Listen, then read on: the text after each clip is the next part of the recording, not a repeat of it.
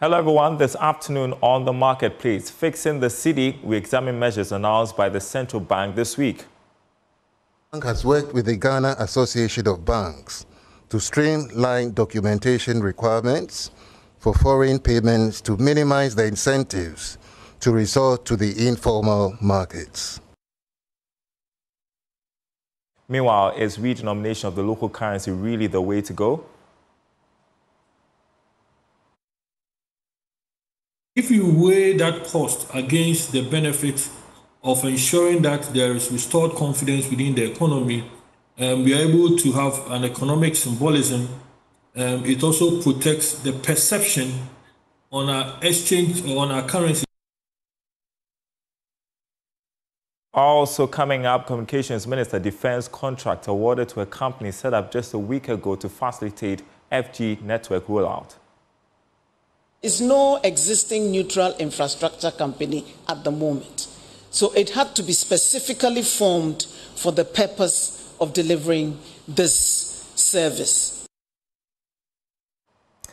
My name is Darryl Kwao. Thanks for being with us. Details coming up.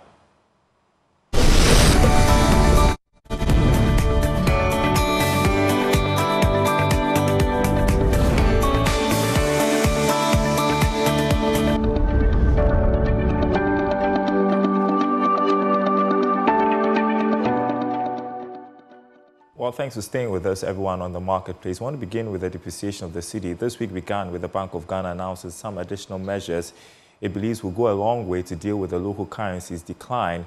Data from the Bank of Ghana has revealed that the Ghana cedi has depreciated by about 14.6% to the US dollar as of this month.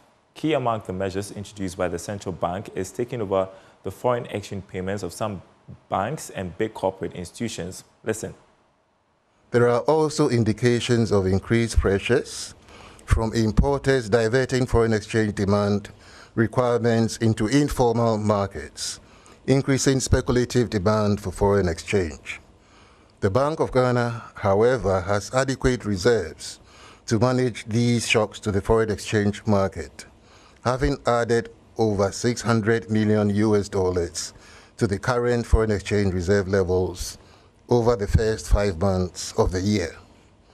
The improved reserves position is also backed by strong liquid monetary gold holdings of over 26.6 tons, estimated at $2.1 billion as a result of the very successful domestic gold purchase program.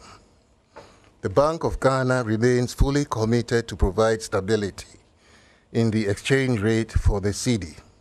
The bank has enough foreign exchange reserves to support the market, and economic agents should stop engaging in speculative purchases, as they will suffer economic losses when the correction occurs.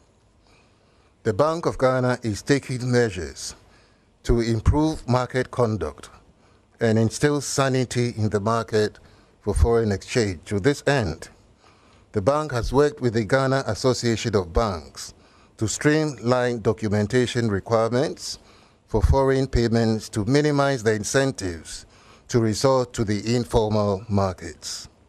To deal with the high demand pressures on the foreign exchange market, the bank has taken steps in the past few weeks to directly absorb foreign exchange needs of some corporate institutions, and this has led to a reduced pipeline demand for foreign exchange from the commercial banks.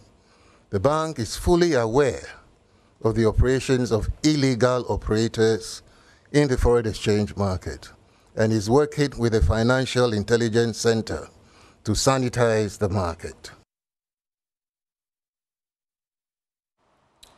Well, the measures announced by the central bank have been criticized as not new and a short-term fix. While the bank tries to figure its way around this, Professor of Finance at the Andrews University in the U.S., Williams Reprise, suggesting redenomination of the local currency to trigger low dollar demand. Take a listen to what he told us a few days ago. This recommendation is not new. It was done during President Kufuor's time. We were having a similar situation, a rapid devaluation of our currency.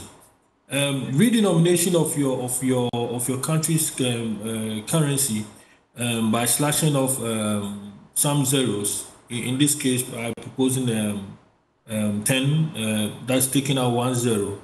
Though it may come out with some cost in terms of printing new currencies, but if you weigh that cost against the benefit of ensuring that there is restored confidence within the economy, we are able to have an economic symbolism.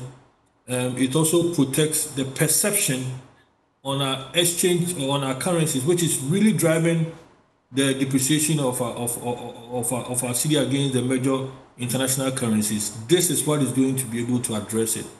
The talk of dollarization.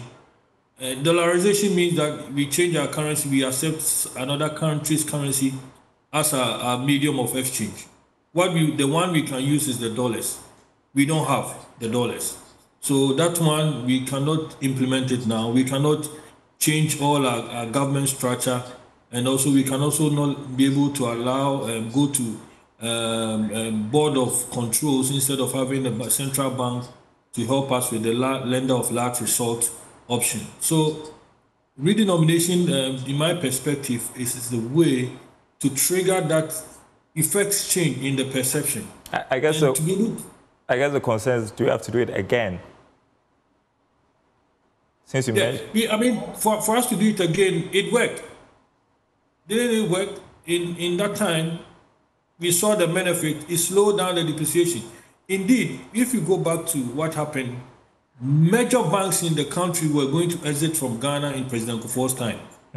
Standard Chartered threatened to go, Barclays Bank threatened, and when the redenomination was done, these multinational big banks stayed. Well, this submission by Professor Pepa has sparked debate on social media. We'll delve into that in a bit. He joins us on Zoom to respond to some of them. Thanks for joining us, Professor Pepa. We are going to get into what people are saying about your proposal for redenomination first. Your thoughts about the measures announced by the central bank on Monday, amongst them taking over forex payments of some banks and large corporate institutions. Thank you, Darrell, and good afternoon to your viewers. So the measures mentioned by the central bank, by the governor, listening to him, is focusing on addressing the expectation drive of investors or businessmen or the citizens of Ghana, pointing to a shortage of foreign currency in the country. So if you listen to him carefully, he used the word a pipeline, slow down the pipeline of foreign currency, and their duty, what they have coming to do is to be able to free up some space, so that the citizens will know that, will be aware that there is enough foreign currency in the country. We shouldn't panic to change our whatever currency we have into other foreign currencies. This kind of activity or function is allowed in a way to control currencies when you see that the expectation side is really low and there's a low confidence in your currency. The major demand that really is coming from, according to the central bank, is coming from some major multinational institutions. And we know that normally, between this period is when they repatriate their dividends and other gains outside the country to their shareholders. So that is why we are seeing this happening. And the governor coming into, with the bank coming in, central bank coming in to support this function is in line, just to control the expectations that, there is foreign currency, especially dollars in the country, and this can really support any demand that is persistent. In effect, they find a way to control also the margins that the local banks are also charging or gaining from doing foreign currency transactions. This is one of the factors. You see, when there is more demand for a currency and it's not available, the local banks now play on the margins and say, we can find it for you, we can find a currency for you, but it will be expensive. However, if they are getting that foreign currency directly from the central bank, the margin will come down, and this will trickle down to the price. So eventually, central banks will intervening or directly getting themselves involved in the foreign exchange market with other big multinational institutions is to control the margin side and also find a way to control the how the price, the exchange rate is quoted, which is really going up in the country. Okay. Now, we want to take a look at some of the reactions that have come to your proposal for redenomination of the local currency. A few comments on LinkedIn. We just wanted to show our people, if we could have that on the screen. So, from Adams Asamoah, who is, I believe, a general manager, he says, laudable suggestions, a business strategist rather, he says, laudable suggestions made, but not the solution to our current economic situation. He says we keep implementing band-aid solutions to economic challenges. Yes, redenomination has a psychological effect.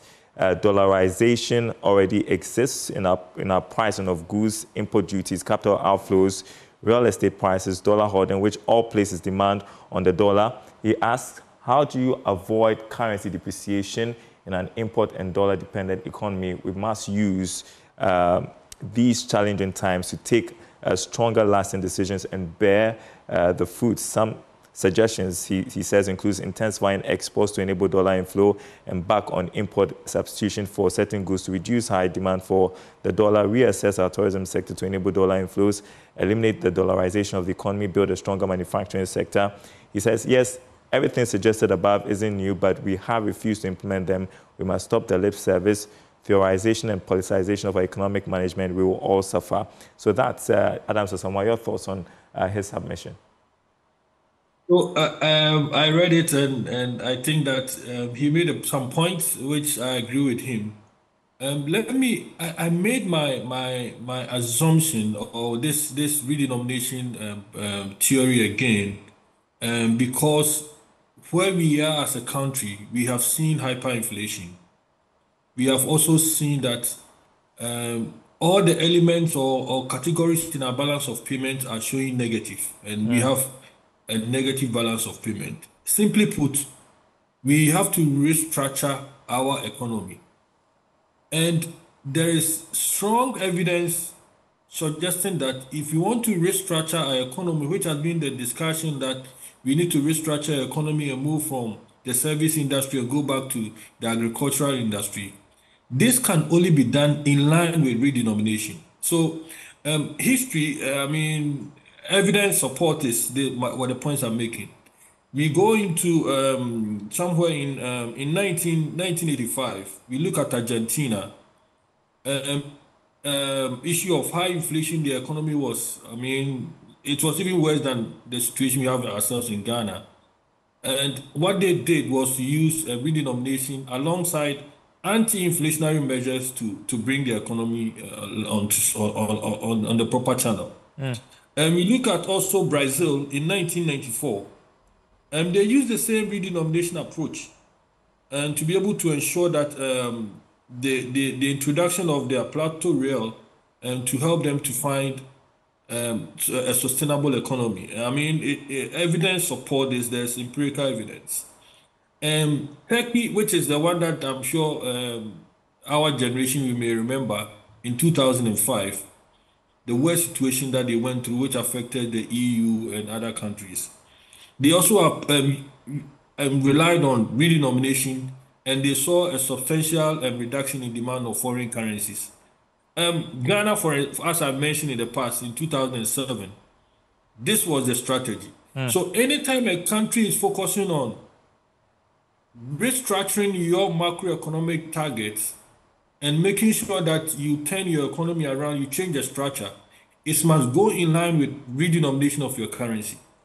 So redenomination of your currency brings in the confidence, the currency confidence. The currency confidence will help you to fight the inflationary pressures we have in the country. You see, just I think 2 days ago, you saw the central bank bringing some videos pointing to future expectations of or decline in inflation rate. You know what they were trying to do? Once you're able to point to a reduction in inflationary rates, it brings confidence. People will not chase other currencies as a store of value.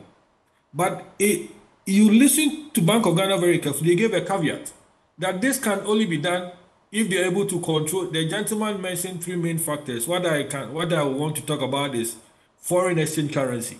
Okay. And this can only be achieved when we focus on the redenomination, because that is the one that will trigger down the psychological effect and the immediate impact results that we want.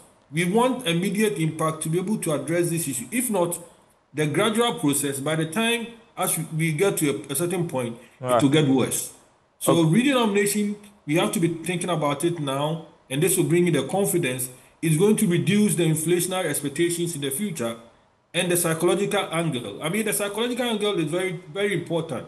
That will make people believe in our currency and hold our currencies. If not, I will always want to hold foreign currencies if I'm in Ghana.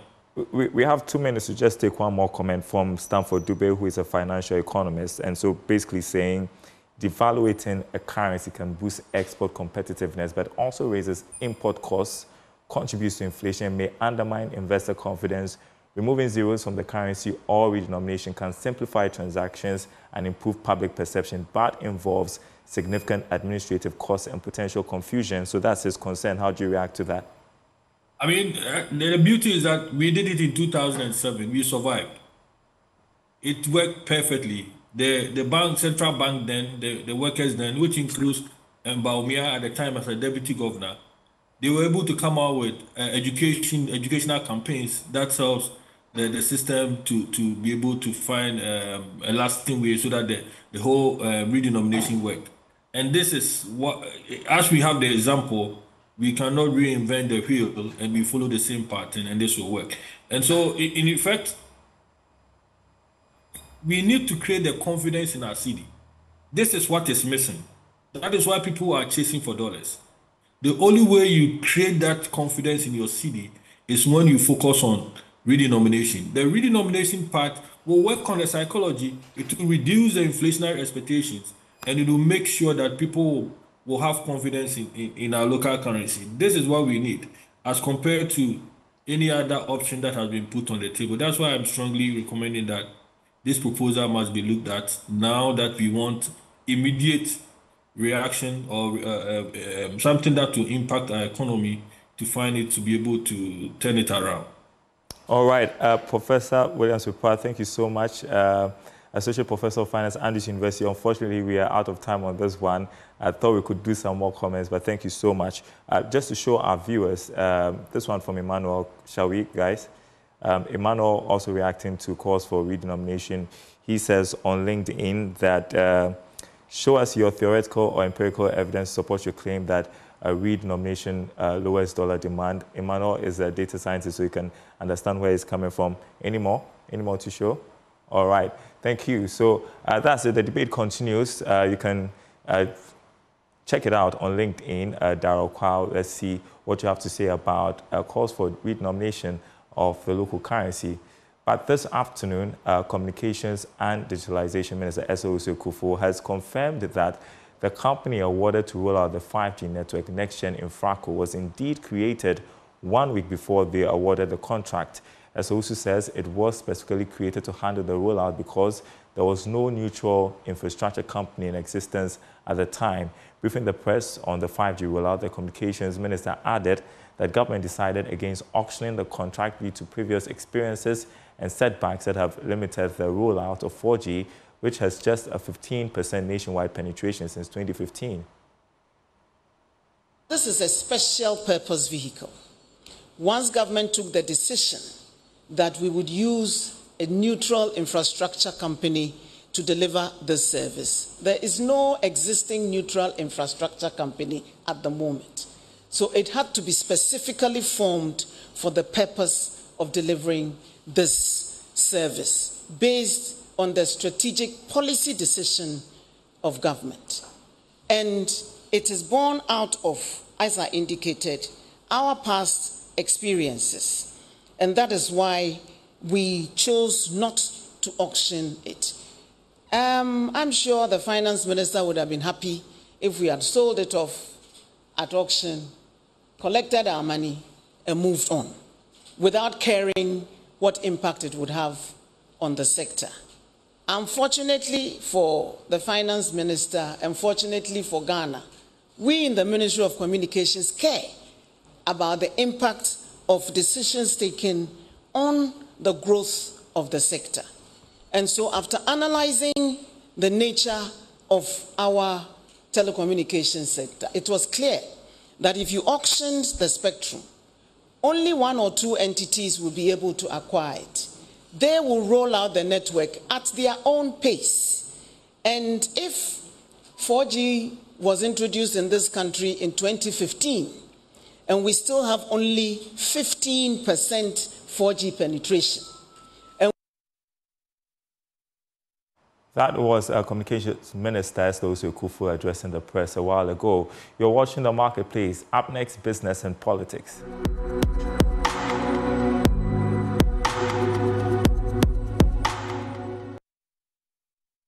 So, the National Development Planning Commission, NDPC, has acknowledged its failure to get successive governments to implement previous development plans. The NDPC attributes its failure to the rigidity of these documents, making it difficult for governments to implement them. However, the Commission says it has learned from past mistakes and has made adjustments to address the issues. Listen to Director General of the NDPC, Dr. Kujesia Mensah Brampa. The Development Planning Commission has done is that this is where we want to go. These are the milestones we want to attain. But the programs and the strategies, the programs and the projects are reserved for the government.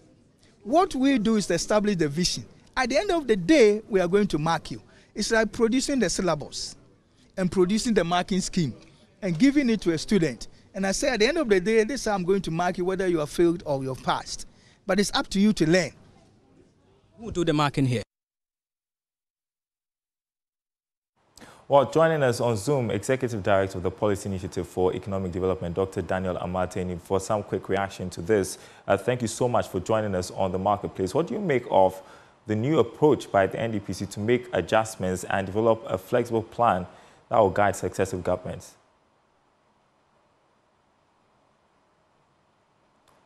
You're muted.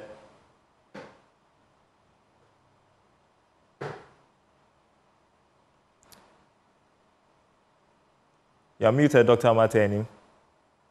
Can you hear me? Yes, thank you, Darren. All right. Yes, so, I can hear you. Yeah, so I was just asking. Can you hear me? Yeah, I can hear you loud and clear. I was asking of what you make of the new approach by the NDPC to make adjustments and develop a flexible plan that will guide successive governments.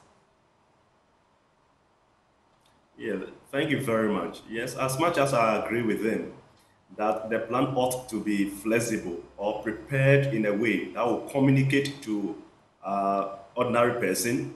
I'm using the way ordinary person, non-technical person. That is a step in the right direction. But beyond that, I think we need to find a way of ensuring that the document that will be produced, that is the development plan, ought to be a document backed by a legal instrument, making it mandatory. It is against this thinking that I quite agree with the submission made by the former CG of the Republic, that it ought to be a legal document that is mandatory on every government that will be given the mandate to manage the affairs of this country. Look, even if you look at the act that established the National Development Plan, that is Act 479 and 480, the intro alone tells you that it is not mandatory on government. So it is more or less like an advisory body. And we all know, taking into consideration our political economy and the political system that we're running now, any advisory body is toothless. So to be able to make it mandatory, then we need to pay recourse to the law by ensuring that this is a neutral body that will take into play all the critical sectors of the economy and coming up with a plan which, if rolled, will transform the economy of Ghana. What political parties or government ought to do is to devise strategies of implementing the plans and make it more realistic and practicable and impact the economy. That should be their work. So they must draw from the plan and draw policies from the plan, and that should become their manifestos. Okay. So if the plan is not mandatory, then it will just be like a white elephant. It will not achieve its intended purpose. All right. Well, the former Chief Justice, Sophia Kufu, seems to agree with calls for sort of a legal document that binds governments to implement the National Development Plan. There's also a concern about the short political cycle, the 4-year term, which makes it maybe not practical to implement some of these plans. Your thoughts about that? And how do political parties merge the National Development Plan with their manifestos? Yeah, I quite disagree with people who are taking the tenure of government into as a factor. It is not a factor at all. If you take all the developing or practicing democracies, the 4-year has been the standard. There's no any literature to suggest otherwise. Now, what ought to be done? Okay, so party XYZ comes to power. Before it comes to power, it must draw its manifesto from the National Development Plan. Let me give you an empirical example. If the plan is that we are going to have a 6-lane from here to Tamale within the next 4 years, okay, it is left with a political party to tell us how it's going to achieve that, how it's going to mobilize resources to be able to achieve that, okay? So to me, the tenor shouldn't be a factor. What ought to be done is that all political parties must draw their political manifestos from the National Development Plan, working us through strategies, means by which they could achieve the policies outlined in the plan. And that is the way to go, but not the tenor of political power. If we should extend it and we get a government who is inefficient, what it means is that we are going to draw this country backwards. So to me, the 4-year tenor is not an issue at all. It is about we ensuring that all political parties draw their manifestos from the National Development Plan. That should be the way forward. Thank you so much, Dr. Daniel Amartey-Anim, Executive Director, Policy Initiative for Economic Development. I appreciate your time, as always. And that's the Marketplace, everyone. Thanks for watching. There is more news on our website, myjoyonline.com/business. Independent power producers threaten to walk away from debt talks. Also, Ghana's intention to tax global tech giants like Google, Meta may not work, according to a tax consultant. myjoyonline.com/business. We'll be back same time tomorrow.